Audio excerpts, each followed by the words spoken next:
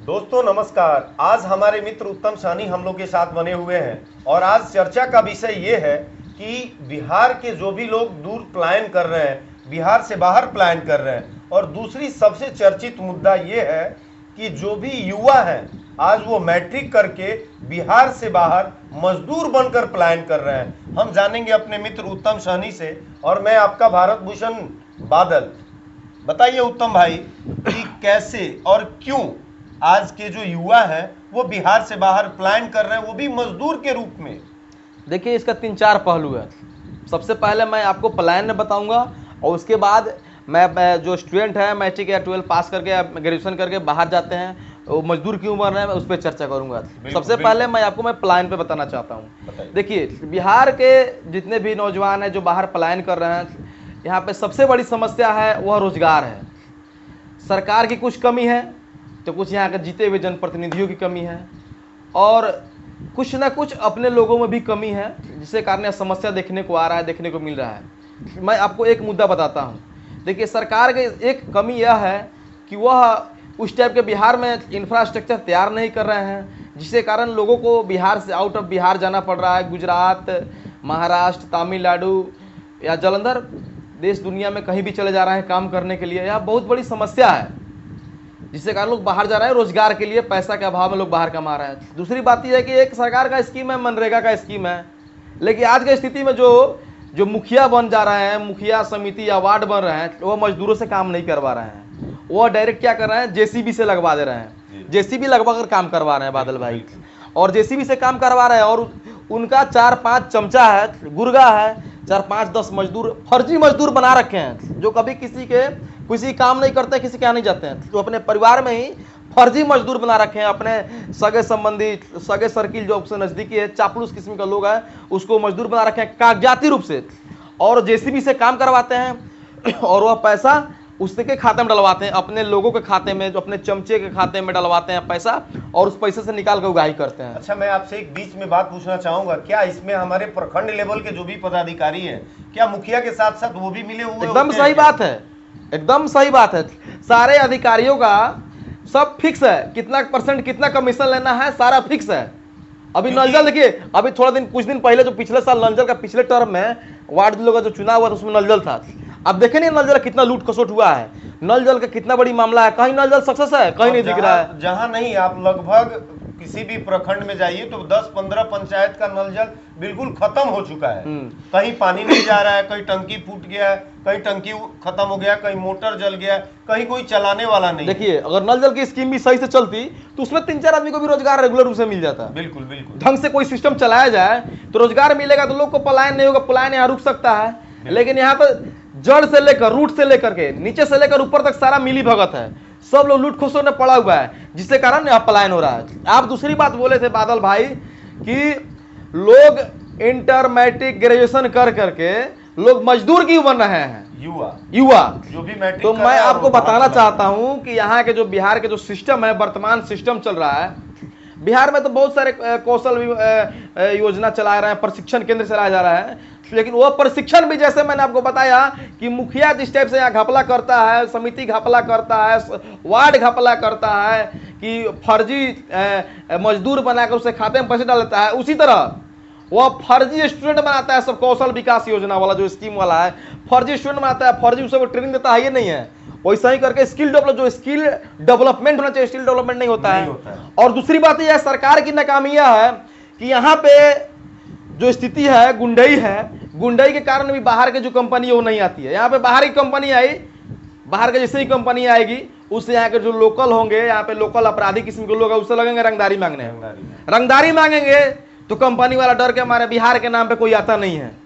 ठीक है, यूपी का भी यही स्थिति था। आज से कुछ साल पहले यूपी का स्थिति था, लेकिन अभी यूपी का स्थिति जब से यहाँ पे मुख्यमंत्री बने हुए हैं योगी आदित्यनाथ, बहुत सारा सुधार किया, अपराध पे कंट्रोल किए हैं, तो वहां पे भी बहुत सारे कंपनियां आके लग रही हैं। लेकिन बिहार में भी अगर उस टाइप से सुधार होता है, बाहर की कंपनियां आके यहाँ पे लगाती हैं, कंपनी बिहार में इंफ्रास्ट्रक्चर उस टाइप से तैयार होगा कि यहाँ पे मजदूर काम करेंगे। मैं अभी आपको एक अपने हरसिद्धि प्रखंड का मामला बताता हूँ। एक HPCL कंपनी बना हुआ है जो छपवा और अरज के मुख्य मार्ग पे स्थित है।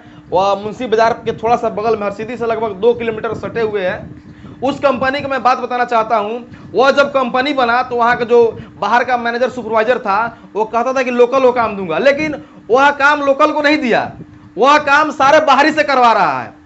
तो बाहर से बोला कि करवा रहा है उसमें। मैंने सुना था कि पहले यहाँ के लोकल लोग थे, लेकिन कुछ दिनों बाद उनको हटा दिया गया और फिर बाहर हाँ, के जो लोकल भी को इसलिए लेबर- रखा गया था हाँ, लोकल का कि कहीं थोड़ा वहां पे विवाद था, विवाद शांत करने के लिए लोकल आया, सारा विवाद खत्म कर दिया। अच्छा। उसके बाद वह बंगाल से कुछ कोलकाता है, कुछ लोग उसमें स्टाफ है, झारखंड का है, आपका उड़ीसा का भी उसमें स्टाफ है, उत्तर प्रदेश का भी स्टाफ है, लेकिन बिहार के नाम मात्र 1 2 4 ही स्टाफ है।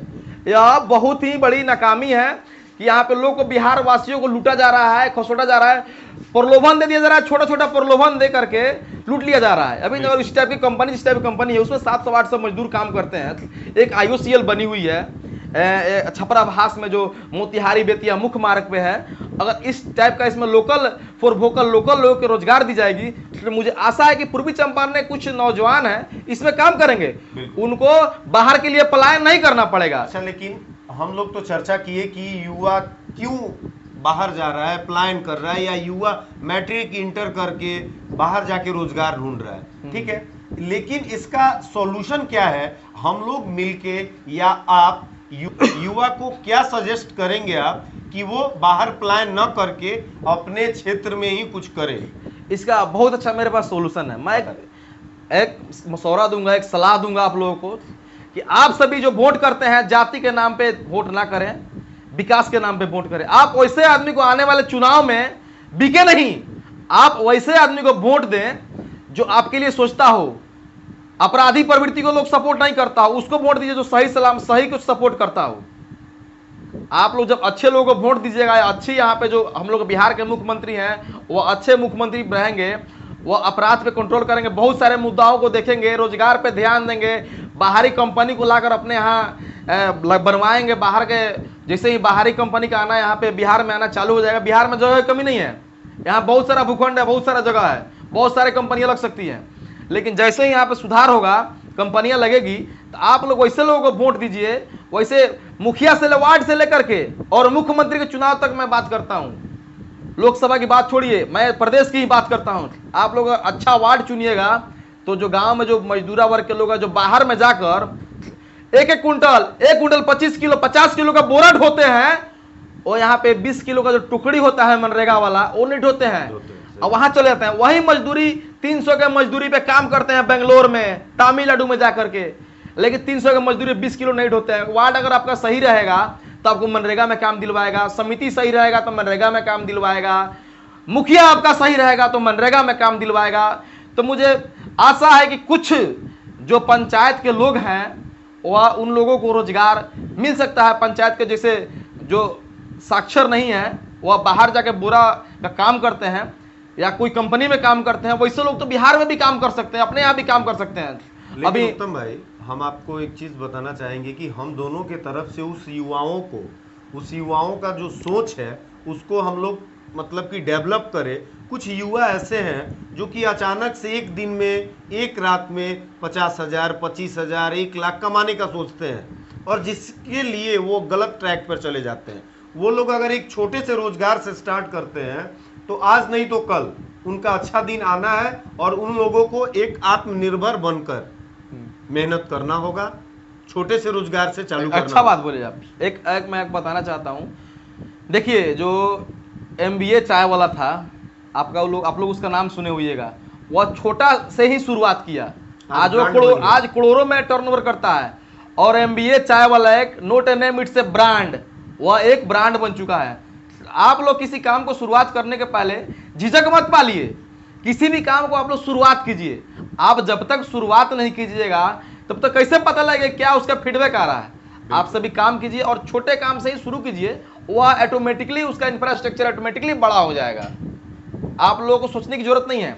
और हाँ, फिर से मैं आप लोगों को कहना चाहूंगा कि आप लोग वार्ड से लेकर के मुख्यमंत्री तक का जो चुनाव होता है उसमें ईमानदार व्यक्ति को वोट दें, अच्छे लोगों को वोट दें, और जाति से हट के वोट दें।